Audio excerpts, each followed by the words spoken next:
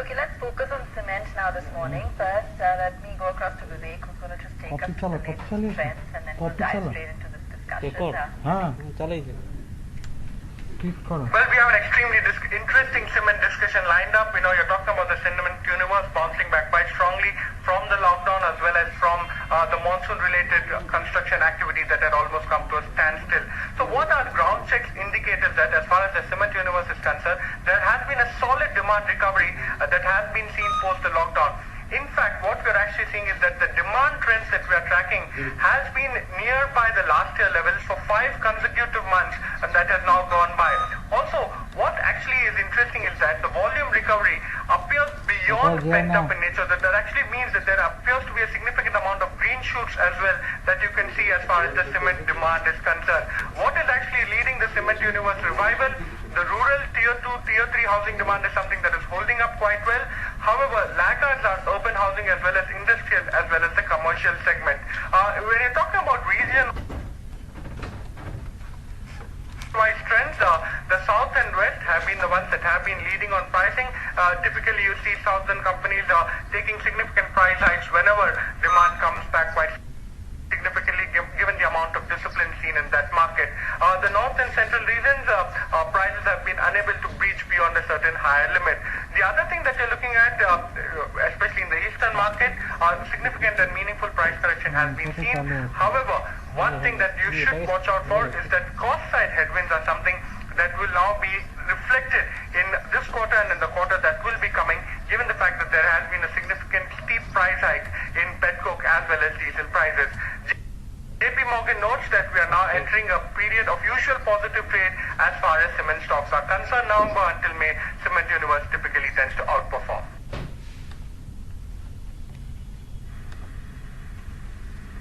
Okay, Vivek, we'll leave it at that.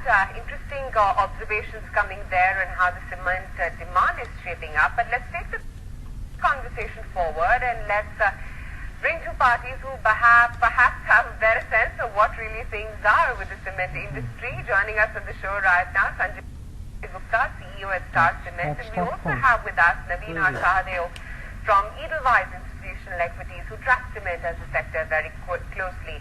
Gentlemen, morning, good to have you on the show. Sanjay, if I could kickstart the discussion from you and take a lead from what my colleague was just highlighting. The overall quarter gone by, we're getting mixed signals from various quarters. However, demand recovery seems to be robust in many ways. How exactly, according to you, has the second quarter panned out? Give us a round check, even as, floods, reconstruction activity, were something that the industry was hit by at the start of the quarter. Yeah, so I think quarter 2 has been, I think I will say it has fared quite well for us. Unlike the expectation which we had, because of the monsoon and other, we thought that the demand will be muted, but I think September demand has actually surprised all of us. I will expect that largely in most part of the country, in September the demand has seen at least 15 to 20% month-on-month increase, and that has really surprised everyone. And I think on quarterly basis also, as expected, we were expecting that the demands will be muted and overall there will be a degrowth in cement demand. But as far as my understanding about the overall industry demand is concerned in quarter 2, I expect that it is largely will be flattish in quarter 2, which augurs very well for all of us, because we are again looking at next 2 quarters, which are going to be major demand quarter for us. So we expect the demand to really pick up from from quarter 3 onwards.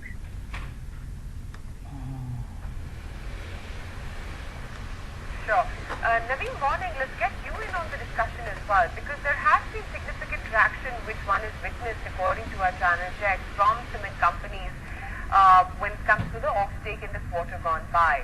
But do you think this is only pent-up demand, or is there a structural recovery which is at play right now? I think this could be more of structural as well. So it's always a mix. It's never one clear-cut answer. It's more of structural in the rural areas, I would say, because initial pent-up whatever was there, that could have been as soon as the lockdown got opened up. Right into the month of September, if you're seeing these kind of good volumes, that's certainly structural, especially from a rural or semi-urban perspective. But I also see that as the urban centers are also opening up, a bit of a pent-up demand would come from the urban centers. Like, I mean, we all live in Mumbai, right? And a few months back, all the projects were stopped. But if you look around, most of the projects, you will see some of the activity, coming back. So there's a pent-up in the urban, whereas structural more so to say from the rural and semi-urban sector.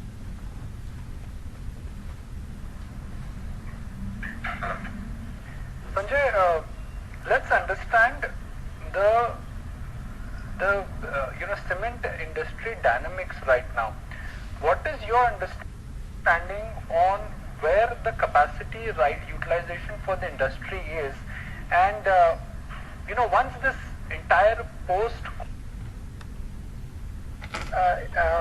we definitely look that there will be at least some upward bias on the prices. There has been a correction in prices of around 4-5% across various regions during this monsoon quarter, the quarter 2. But we have already started seeing certain price movements in some of the markets. I think in terms of prices, East was the worst hit during the monsoon. There was a drop around 20-25 rupees per bag. But in recent last 7-10 days, we have seen an increase of around 10 rupees in Eastern India.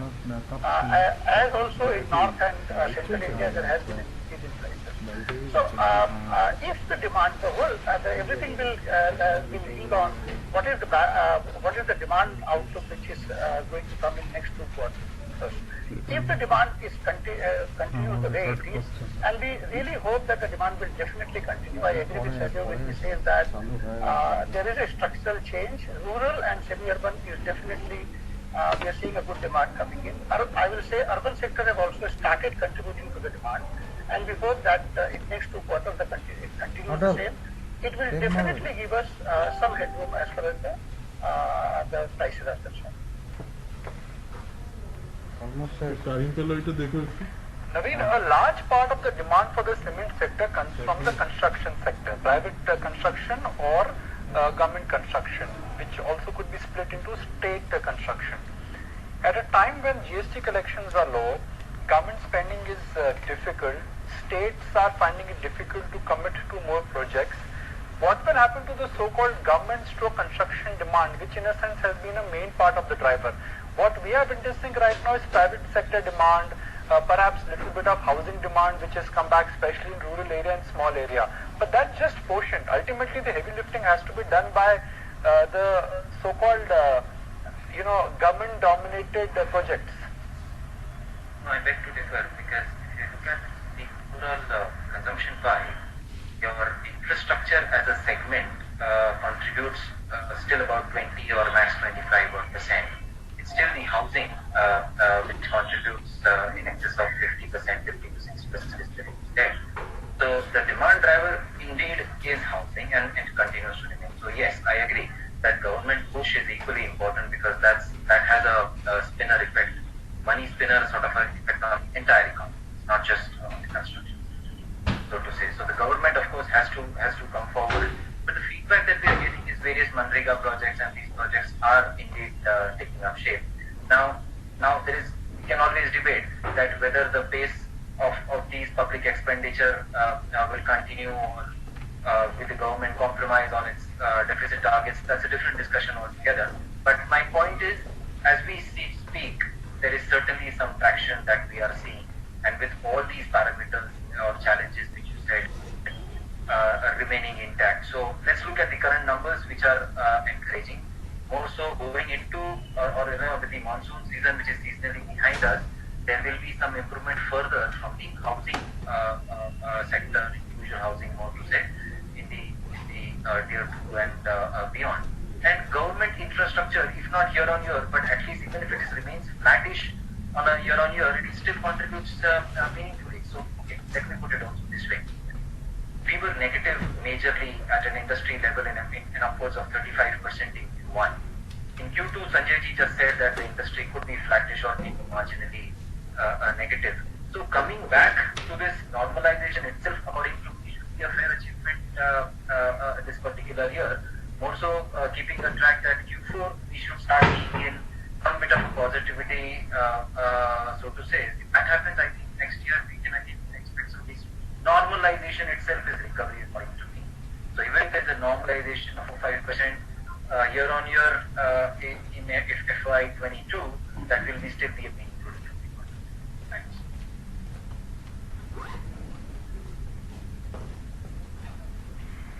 Sanjay, what about pricing trends? Let's take a closer look, given the quarter gone by as well, going forward now, and how would you compare it sequentially, annually? Where are we really when it comes to pricing? Well, as I said, I think we have seen some reduction in prices during the monsoon season. Each region has seen a different level of price cuts. I think east was the price cut was between 20 to 25. There has been price cuts in north and central and south India also. But I think starting October, the kind of demand the industry has seen in the month of September, I think starting October onward, the prices have already started firming up. So my sense is that if the demand continues the way it is, I think the only weak link in demand is still the Maharashtra and the western region, which was largely COVID impacted region. A large part of the effect of COVID was there in that region. I think slowly that is also coming back to the north. See, once that also picks up,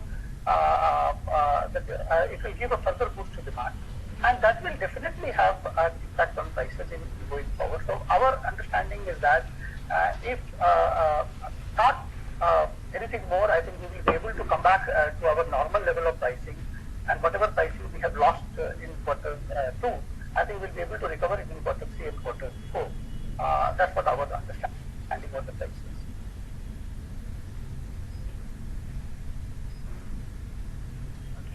Naveen, in terms of results, what are you factoring in? What's the kind of capacity utilization that you're anticipating for some of the key players? And, any scope for disappointment given where we're currently seeing some of these companies trading at? So, from a result perspective, my sense is that volumes typically will not disappoint given the feedback that we have been getting.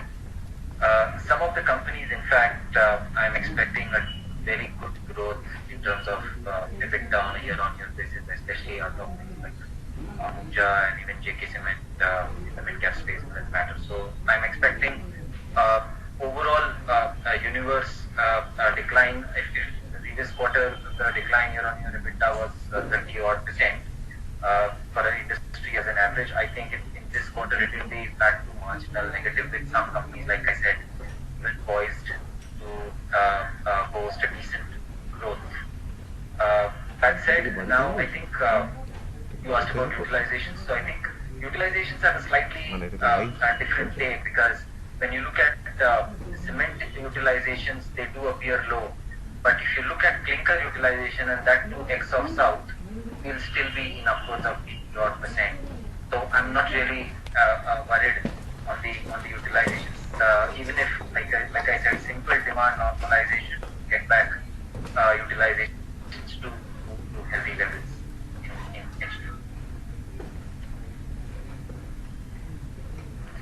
All right, gentlemen, we'll leave it there. Thank you so much for joining us this morning for that discussion. We're going to take a very quick break. We'll be back in just a minute.